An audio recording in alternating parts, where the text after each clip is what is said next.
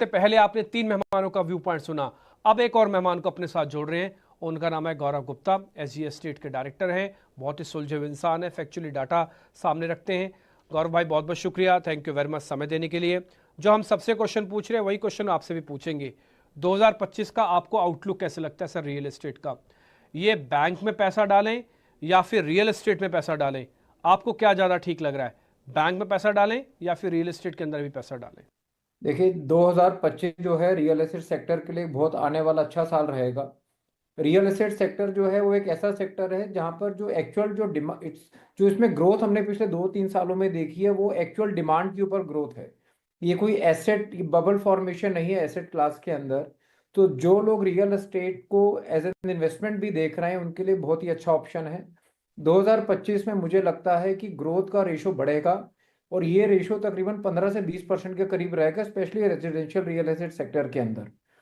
फिर there are certain specific micro markets, जैसे कि अगर मैं बात करता हूँ, आप अगर नॉर्थ में बात करते हैं, आपका गुरुग्राम है, गाजियाबाद है, नोएडा है, then there are tier 2 and tier 3 markets which are doing really exorbitantly well.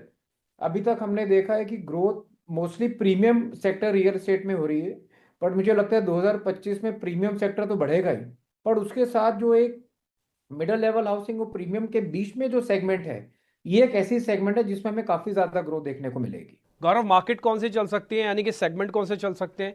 अगर आप सेगमेंट और अगर एरिया हिसाब से भी बता पाएं कि किस किस एरिया में कितना कितना दम है। ऐसे मान लीजिए नॉर्थ में कुछ शहर हों, साउदर्न इंडिया के कुछ शहर हों, कुछ वेस्ट के शहर हों, अगर आप वो भी थोड़ा बता पाएं और थोड़ा सेगमेंट भी बता पाएं, ग्रोथ कहाँ पे अच्छी आएगी? देखिए मेरा हमेशा से मानना है कि रियल एस्टेट सेक्टर की आप जो भी इन्वेस्टमेंट करें, आप जहां पर भी रहते हैं उसके विद इन 100 to 150 किलोमीटर के दायरे में होनी चाहिए। क्योंकि उस दायरे के अंदर ना ही आपके लिए उसमें परचेज करना आसान है, बल्कि आपके लिए सेल करना भी आसान रहेगा। आज की डेट में जो हमारे देश में रियल एस्टेट में ग्रोथ है, that is backed by actual demand. देश में घरों की एक्चुअल डिमांड है। जो रियल एस्टेट सेक्टर आज हम 500 बिलियन डॉलर के करीब मानते हैं, 2030 तक वो 1 ट्रिलियन डॉलर हो जाएगा। अर्बेनाइजेशन बढ़ रही है, तो पूरे देश में डिमांड काफ़ी ज़्यादा अच्छी है। अगर आप नॉर्थ में रहते हैं तो मैं आपको कहूँगा, जैसे कि आपकी माइक्रो मार्केट्स हैं, गुड़गांव है, गाजियाबाद है, नोएडा है, they are doing very very well. Even Punjab के अंदर आपका चंडीगढ़ है, मोहाली है, वो ऐसे सेक्टर जहाँ पर जॉब्स अपॉर्चुनिटीज अच्छी हैं, लोगों का रोजगार बढ़ रहा है, उन सभी माइक्रो मार्केट्स में आप लगा सकते हैं। साउथ में आप अगर बात करते हैं तो Bangalore is a very nice market, Hyderabad is doing really well. West की अंदर बात करते हैं तो Pune is doing exorbitantly well. तो आप जहां भी रहते हैं उसके 100 से 150 किलोमीटर के दायरे के अंदर जहाँ पर नई जॉब्स आ रही हैं, अर्बनाइजेशन आ रही है, गवर्नमेंट की पॉलिसी सपोर्टिव है, वहां पर आप इन्वेस्टमेंट कर सकते हैं। और रियल एस्टेट में आप जो भी इन्वेस्टमेंट करें, कम से कम इसको 2 साल से लेकर और 4 साल के हॉरिजन के साथ करें, क्योंकि 2 से 4 साल के अंदर ही आप एक अच्छा पैसा बना सकते हैं इसमें। गौरव, कमर्शियल मार्केट्स पे आपका टेक क्या है? रेसिडेंशियल तो चलिए ठीक है, बहुत अच्छा रिटर्न दे सकता है, काफी अच्छी ग्रोथ भी है। कमर्शियल्स भी आपको लगता है पिकअप होगा 2025 में? देखिए कमर्शियल सेक्टर जो है काफ़ी अच्छा सेक्टर है, और कमर्शियल सेक्टर जो डिपेंड करता है कि ओवरऑल इकोनॉमी कैसी चल रही है उसके ऊपर डिपेंड करता है। इंडिया की अगर हम बात करें तो आज की डेट में पूरे दुनिया की नज़रें इंडिया में हैं।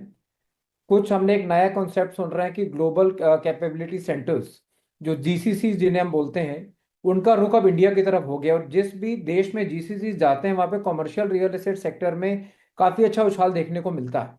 क्योंकि जीसीसी जो हैं बड़े काफ़ी बड़े साइज के होते हैं, इनकी रिक्वायरमेंट और स्पेस काफ़ी ज़्यादा होती है। दुनिया के बड़े बड़े जीसीसी इंडिया की तरफ मूव कर रहे हैं, स्ट्रेटजिक एडवांटेज है, कॉस्ट एडवांटेज है। तो कमर्शियल रियल एस्टेट बहुत अच्छा चलेगा। कमर्शियल में एक जो उभरता हुआ नया एक हमने वर्टिकल देखा है वो है फ्रैक्शनल ओनरशिप का।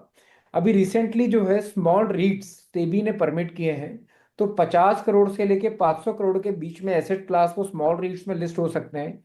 जो लोग एक बड़ी कमर्शियल सेक्टर में इन्वेस्टमेंट नहीं कर सकते वो भी स्मॉल रीट्स के थ्रू कमर्शियल रियल एस्टेट में ओनरशिप ले सकते हैं, और उससे रेगुलर इनकम एफडी की तरह प्राप्त कर सकते हैं, और जो आने वाले समय में उसका कैपिटल एप्रिसिएशन होगा उसके भी भागीदार बन सकते हैं। गुप्ता जी, एक आखिरी सवाल के साथ मैं इस शो को वाइंड अप करूंगा आपके साथ।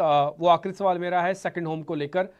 आपको लगता है कि इंडियन मार्केट्स में ही रहना चाहिए या फिर ये एक लिमिटेड जो पैसा है, मेरा एक घर है जो कि दिल्ली एनसीआर में ही है और मेरे को लगता है मेरा सेकंड होम दुबई में होना चाहिए, हो सकता है मेरा होम ऑस्ट्रेलिया में होना चाहिए, ये कितने समझदारी वाला स्टेप है कि हम अपना सेकंड होम विदेशों में बनाएं? देखिए रियल एस्टेट जो है, जितनी अच्छी ग्रोथ अपॉर्चुनिटी इंडिया में है, मुझे नहीं लगता कि दुनिया में कोई भी ऐसा देश है जो इंडिया से बेहतर अपॉर्चुनिटी देता हो। दुबई की जो मार्केट है वो बहुत ज़्यादा साइक्लिकल मार्केट है। हमने देखा है वहाँ बढ़ोतरी भी एक साथ आती है और गिरावट भी बहुत तेज़ी से आती है। आपने जो गुड़गांव की बात करी, गुड़गांव में कुछ ऐसे ट्रांजैक्शंस हुए हैं जिन्होंने एक नए बेंचमार्क सेट कर दिए हैं। But at the same time हमें इस चीज़ को रियलाइज करना है कि जो इंडिया की जो पावर ऑफ ग्रोथ है that is the middle class. आने वाले समय में मुझे लगता है अगले 2 से 4 साल में India real estate kite shape sector की तरह ग्रोथ करेगा, जिसमें middle level housing will be the biggest driver of the growth.